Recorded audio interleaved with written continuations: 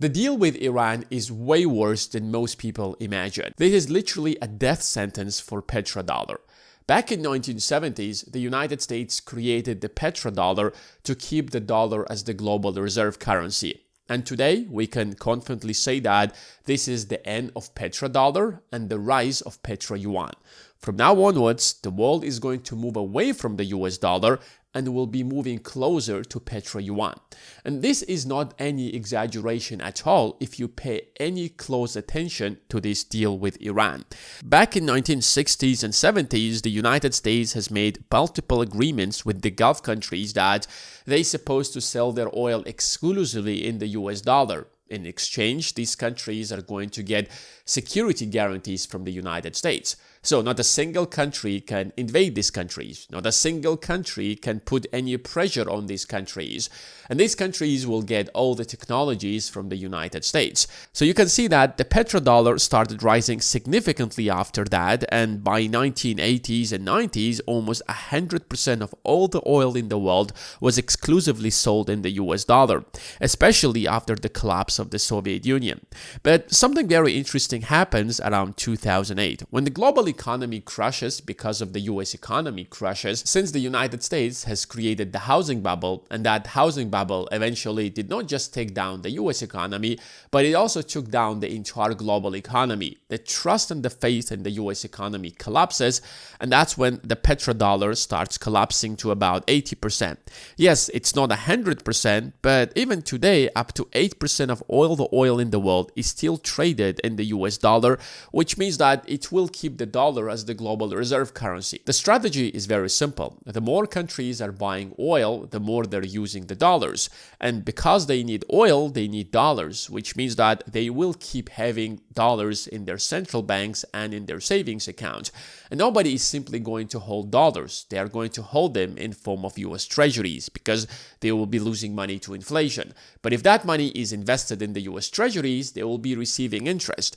So this very simple strategy kept the dollar as the global reserve currency since 1960s and 70s. In fact, when Trump started the war with Iran, it was clear that this war is not against Iran, but rather this war is against China. Middle Eastern countries such as Saudi Arabia, the United Arab Emirates, and even Iran itself were slowly moving to China over the last decade when the United States crushed the global economy back in 2008. Saudi Arabia and China, for example, have signed multiple agreements that allow the Saudi Arabian oil to be sold in yuan. The United Arab Emirates have already tested the system where they can sell their oil and gas exclusively in yuan, for example. So when the US started this war against China, it was very clear because the United States wanted to put pressure on Middle Eastern countries so that Middle Eastern countries will recalculate their moves and they will come back to the United States instead of getting closer to China, instead of getting closer to the United States' major adversary. And the strategy with the US was very simple, that we're going to divide and rule. Look at the Middle East. You have three major powers. On one side, you have the Gulf-rich countries that have all the oil in the world. On the other side, you have Iran that is an adversary to these Arab-rich countries. And the third power is Israel. And all these three powers hate each other. And as long as they hate each other, as long as they are in some kind of a state of a war, the United States is like the big brother who is going to manage the affairs. So all these Arab countries, they're afraid of Iran and they're afraid of Israel. And because they want protection from both of these countries, they will get closer to the United States and abide by the petrodollar. So it's not just because these countries simply love the United States, but rather they're selling their oil exclusively in the US dollar because they are forced to do that. Otherwise, they will be crushed by Iran or they will be crushed by Israel. But the deal with Iran literally kills that strategy, and the US is not able to deal with that strategy anymore. And this is not any kind of exaggeration. All I want you is to simply pull out the memorandum of understanding that they have signed and literally pay attention, for example, on point number 4. And here you see that the United States of America further undertakes to remove its forces from the proximity of the Islamic Republic of Iran within 30 days after the final deal. So I don't exactly understand what this means, but if you literally take it at face value, it says that the United States has to remove the forces that are very close to Iran. And all these forces are located on the other side of Iran, in these US allies countries such as Kuwait, Qatar, the United Arab Emirates. Does that mean that the United States will simply remove the forces from the Middle East? Is that the end of United States in the Middle East? This is very strange. I have never thought in my life that the United States will ever sign something like this. It is literally nothing but a humiliation. And if the US will literally remove its forces from the Middle East that are closer to Iran, then who exactly or how exactly the United States is going to protect these Arab-rich countries that are selling their oil exclusively in US dollar? I want you to also pay attention to point number 5. Upon signing the Memorandum of Understanding, the Islamic Republic of Iran will make arrangements using its best effort for the safe passage of commercial vessel with no charge for 60 days only.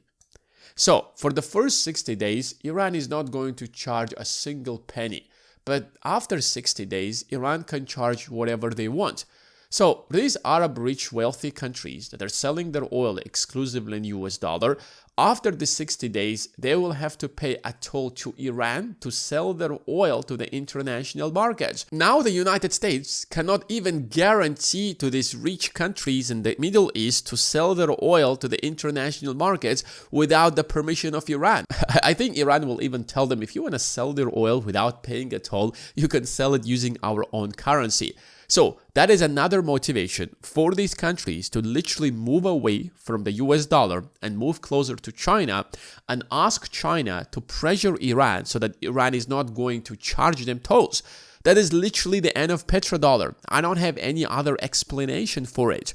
And now let's look at another point. Let's go to point number 6. The United States of America undertakes with regional partners to develop a definitive, mutual agreed plan with at least $300 billion for the reconstruction and economic development of the Islamic Republic of Iran. Now, Iran was obliterated in this war. They lost a lot, probably infrastructure worth over $1 trillion. And now the United States is like, okay, we're going to rebuild your country and we will spend $300 billion. But this money is not going to come from the US taxpayers. This money is primarily going to come from Arab wealthy countries that are selling their oil exclusively in the US dollar. Now, think about that for a moment. The United States has used these Arab wealth countries that are part of the petrodollar to attack Iran. And now the United States could not finish this war. And now the United States is forcing these nations to pay for the reconstruction of Iran. Otherwise, this war is not going to be over. So now, not only that petrodollar countries have to pay a toll to Iran, but rather they also have to invest in Iran $300 billion. Now, this is the country that they were afraid of. This is the country that they asked the United States for protection against. That now the US is like, I can't protect you, so here is a $300 billion bill that you have to invest in Iran. Do you think these countries are happy, or do you think right after this deal, these nations will start looking for another partner besides the United States? Now, let's go to the next point. The next point says that the United States of America undertakes to terminate all types of sanctions against the Islamic Republic of Iran, including the UN Security Council resolution. So, for 47 years, the United States kept Iran under sanctions. And now, under this deal, all sanctions will be removed, even the secondary sanctions. Now, Iran will have the exact same economic and the financial capabilities like any other nations. And suddenly, in 5 to 10 years, trust me, the GDP of Iran is going to skyrocket. And Iran is most likely going to be the wealthiest, if not one of the wealthiest countries in the entire region, if not the world. Iran has the largest population in the Middle East. They have one of the largest countries. And just like any other wealthy nation, they have plenty of oil. At point number 5, it says that the United States of America undertakes that immediately upon signing the Memorandum of Understanding and until the termination of sanctions, the U.S. Department of Treasury will issue waivers for exports of Iranian crude oil, petroleum products, and derivatives, and all associated services, including banking transactions, insurance, transportation, etc. So we don't have to wait until the final deal. We will issue waivers. So this is literally lifting the sanctions right now today. We don't have to wait for anything. Now, all sanctions from Iran will be removed literally today. The United States use its economic power to pressure Iran so that Iran won't have any capability to attack its neighboring countries, and that's why these neighboring countries use the petrodollar and sold their dollar exclusively in US dollars. This is nothing but a disaster for the Arab-rich Gulf nations. Let's go to the final point, the point number 11. The United States undertakes to make fully available for the use of the frozen or restricted funds and assets of the Islamic Republic of Iran upon the implementation of the Memorandum of Understanding. So the US seized and frozen dozens of billions of dollars of the US assets, and now the US has to immediately release these assets back to Iran. Iran has never been richer than it's right now. Iran literally got every single thing that they wanted and far more. Signing such a deal is nothing but a humiliation for any nation. It doesn't matter whether it's the US, China, Russia, India, you name it. So when you have agreed with the United States for the petrodollar system, and now you see that the United States doesn't even have the power to go on with this war. See, when the US started, for example, the war with Iraq, it made it clear that the US will go until the end. But by signing this deal, it sent a message that we're not going to protect you there. Yes, you might be attacked. Yes, you've been our ally, but we are going to sign a humiliating deal, and we will force you to pay for everything if that's what's required. That means that from today onwards, the Arab-rich Gulf countries that were selling exclusively their oil in US dollars will start making different arrangements. It also sent a message to China that the United States is not willing to defend the petrodollar, and that means that China can easily get in and fill that power vacuum. Before this war even started, petroyuan already existed and entirely bypasses the US financial system. So they have already built the entire system to bypass the US dollar. They have the banking system, they have the insurance system, they have literally everything they need. But the only problem was that the United States was not actually happy about it. So the US has to start this war to force everybody to come back to the petrodollar. But now, when the deal will be signed, these countries will now be moving closer to China and will be asking China for some kind of a military help or a financial help or help to pressure Iran in order not to charge them tolls. Because if that's the case, now suddenly Iran will be getting extremely wealthier. They will get so wealthy that they will control the entire Middle East. And that's not in the interest of China either, because China wants to be the dominant power in the entire Middle East and that part of the world. So China might have the ability to force Iran not to charge tolls. And if that's going to be the case, then China can demand from the Middle East now what the United States demanded from the Middle East back in 1970, where they will be selling their oil exclusively in yuan. Now, it doesn't mean that tomorrow we are going to abandon the petrodollar and entirely move to petroyuan. This is going to be a gradual. Every single year we'll be getting closer to petroyuan. And it also does not mean that the world entirely is going to abandon the petrodollar, but rather the share of petrodollar will simply go probably from 80% to less than 50% in 5 years from now. Maybe faster, maybe slightly longer, but that's the direction the world is going to go to. And the share of petroyuan will simply jump also to probably like 30 to 40%. Some people will say, why is that even a problem? Why the United States has to even care about the petrodollar? You see, these Arab-rich countries, they have a lot of oil. And when they sell their oil exclusively in the US dollar, they are making a lot of US dollars.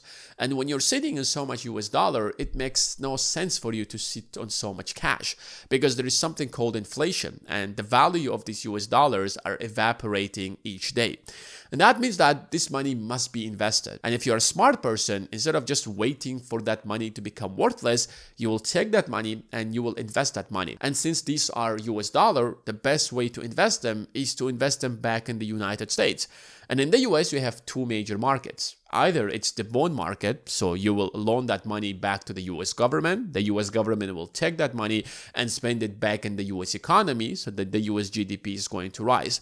The second option is to take that money and invest it in the US stock market. So you are going to own a share of US businesses. So the more US businesses will make money, the more the share or the more valuable your investments is going to become. And that's why these Arab rich wealthy countries in the Middle East are one of the largest investors in the entire stock market, and they have made a lot of money. But if they will be making less money in US dollars, that means that they will invest a lot less in the United States. That means that the US economy is not growing as fast.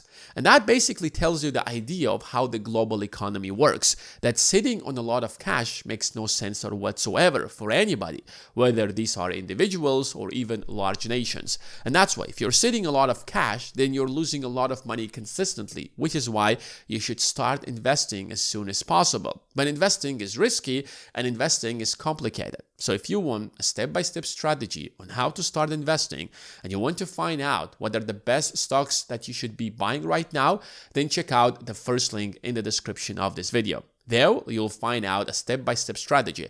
You can either join the Investing Academy or you can jump on a one-on-one call with my team that will help you to build an investing strategy that is tailored specifically to you. And the first 50 people who are going to use the link in the description of this video will be able to get that investing call completely for free. The link is in the description.